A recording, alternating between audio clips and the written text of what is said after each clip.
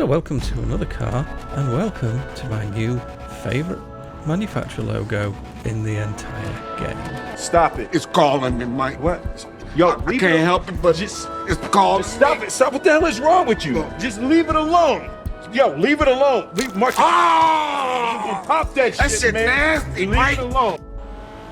So yes, this is for the Annis Remus, which is on offer this week, and is one I'm not sure I can recommend that you pick up,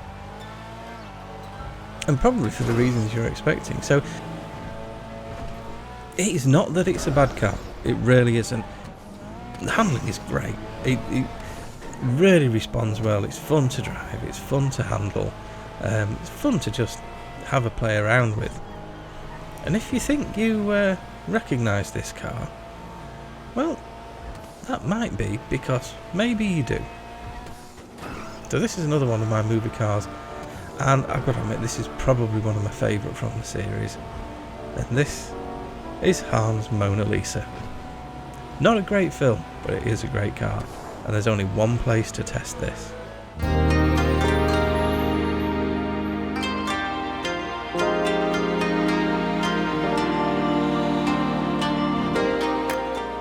Yep, so we're at Suzuka, and this specifically is Suzuka West by Quite the Rhino, another brilliant track, and another one that if you want to race these tracks, obviously I'm putting links to all of these tracks in the description, but if you want to jump on our track day stream, when we do that, you'll be able to play a playlist with all sorts of tracks like this. We're handpicking them to make the best playlist for the stream, but we'll come back with more details on that very, very soon.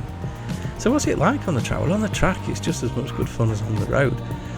The fact that the handling is really nice means it's a really, really good fun car to drive around. The only issue with it is a little bit slow. In fact, it's not a little bit slow, it's a lot slow, and we will get to that in a second. But on the positives, do you know what? It is a really good looking car, even though for some reason these cars seem to get filthy on these circuits. It's a really, really nice looking car. It's a tuner, so there's loads of modifications for this. I know this isn't exactly movie accurate, but I think this is pretty damn close, and I just love how it looks. So if you're building a collection, whether it's for tuners or for movie cars or Fast and Furious cars, it's worth getting it for that reason. The only strange thing about it is this camera angle, which is a little bit higher and a little bit further back than you might be used to.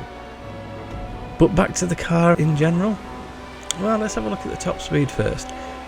And this is going to be tricky because I'm going to have to think of a lot to say. So this is my top speed test. It's a measured mile. You all know this, I've gone through this before. But this thing takes a little bit longer to cover that mile than you would hope. So I'm going to have to sit here and waffle and try and think of something interesting to say about this 1 mile section while this car trundles through it. And here we go, we're nearly at the finish line, that's good, isn't it? And there you go, 33 seconds and 108 miles an hour average top speed, which is pretty damn pathetic, it really is. And that's going to really hurt the lap time, because the around the map lap that I've created, it tests all aspects of the car. It tests the city handling, it tests the freeway, it tests the manoeuvrability through traffic, but it does reward top speed. So I already know that even though this lap has been really clean so far, it's going to suffer on the lap time. And sometimes that speed is what leads to the clean laps, because let's be honest, this thing is going so slow that I've got plenty of time to get out of the way of pretty much anything. So let's get round to the end.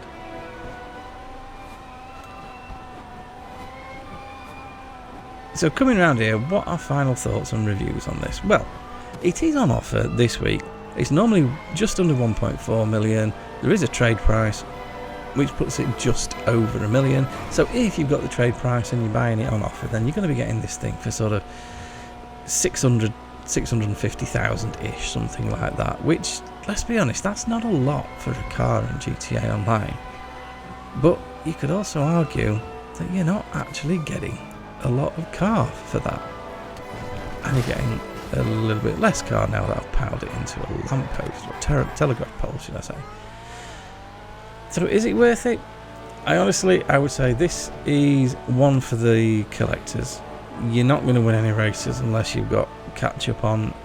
It's not really going to beat anything on speed. It is good fun to drive, it's good fun to customise, you can do some really cool stuff with it. So as a car to have as part of a collection, then do you know what, it's pretty cool. I'm glad I've got it.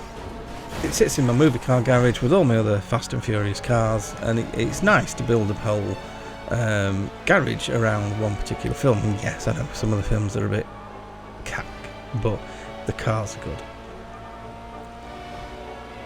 So as we come round here, let's have a look and see if we ever get to the finish line, what does this thing actually manage to do?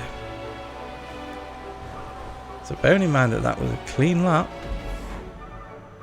that's a 9:29. Now that is slow. That's very slow. So here's where it sits on the lap board, and I think you're going to have to wait a while for it to scroll through. So all in all, one to avoid unless you're collecting, but it does look cool. And it does drive really well around Suzuka. So I hope you found that useful, and I'll see you in the next one.